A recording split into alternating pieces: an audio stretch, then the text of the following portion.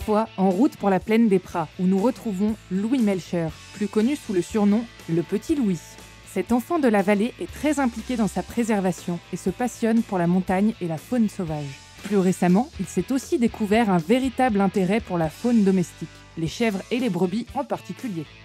Alors Louis, est-ce que tu peux nous raconter comment s'est passé ton confinement professionnellement ? Les agriculteurs, en règle générale, on a eu ce privilège de pouvoir continuer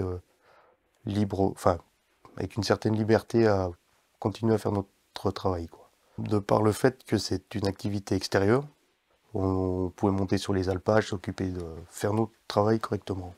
Les animaux, il faut bien évidemment s'en occuper tous les jours, qu'eux ne peuvent pas être confinés, ils ont besoin de nous en tant qu'éleveurs. Mais pendant le confinement, il y a eu quelques contrôles de gendarmerie sur les lieux de transit entre certaines pâtures, mais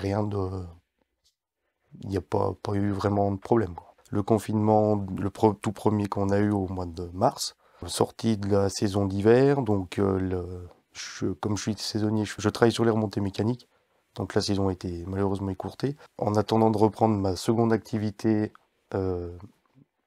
qui est l'entretien des pistes et sentiers de montagne avec la mairie de Chamonix, donc je me livrais entièrement à l'éco-pâturage. Et en plus de ça, j'allais assez souvent donner un coup de main à mon voisin de bergerie, qui lui est éleveur à plein temps. Donc durant le confinement, c'était en contact avec la ferme, m'occuper des animaux tous les jours. Ah, l'éco-pâturage, une manière plus respectueuse et éco-responsable d'entretenir les terrains en mettant les animaux à contribution et en évitant ainsi les solutions mécanisées. Les chèvres et les brebis du Petit Louis ont décidément la belle vie. En vraie tondeuse sur pattes, leur seule fonction est de pâturer sur les terrains communaux mis à disposition. Bon, retournons à nos moutons. Comment s'est passé l'entre-deux confinements, Louis ? Entre les deux confinements, je ne voudrais pas abuser en disant que la vie était plutôt normale, parce que le port de masque, enfin il y avait certaines choses qui n'étaient pas comme, si je puis dire, avant, mais sur le point de vue du travail, avec les animaux à proprement parler, il n'y a pas eu vraiment de contraintes majeures. Et le deuxième confinement, ça a été un peu plus compliqué, donc j'ai levé le pied, j'ai dû prendre certaines décisions un peu plus compliquées. Oui, le confinement n'est pas toujours une partie de plaisir.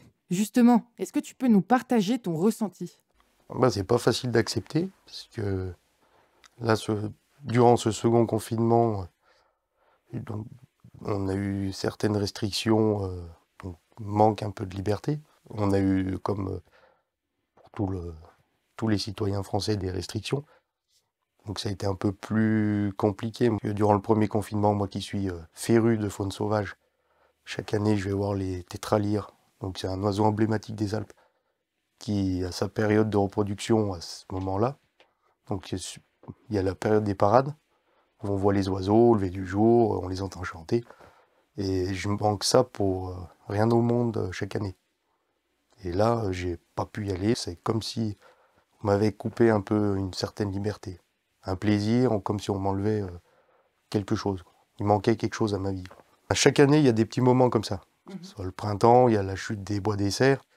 Donc de février-mars jusqu'à mi-avril, je cherche les mues, donc les bois de cerfs. Après, il y a les tétralyres qui paradent. L'été, je vais souvent me promener en montagne pour observer les chamois. À l'automne, donc, il y a le brame du cerf qui commence à la mi-septembre. Donc je suis réglé un peu avec les animaux, quoi. Ça a été une grande frustration, quoi. Que ce soit pour moi ainsi que pour mon chien. Donc je sors tous les jours, tout l'été, je m'en occupe. C'est pas une fois dans la saison que je sors mon chien. C'est vraiment une passion, c'est un travail fait à l'année, quoi. Et pour 2021, qu'est-ce qu'on pourrait te souhaiter ? Qu'il puisse y avoir des débouchés, qu'il y ait un rebondissement, un changement de situation plus adapté. Et la santé. Puis je pense que ça serait pas mal, hein. Pas trop en demander.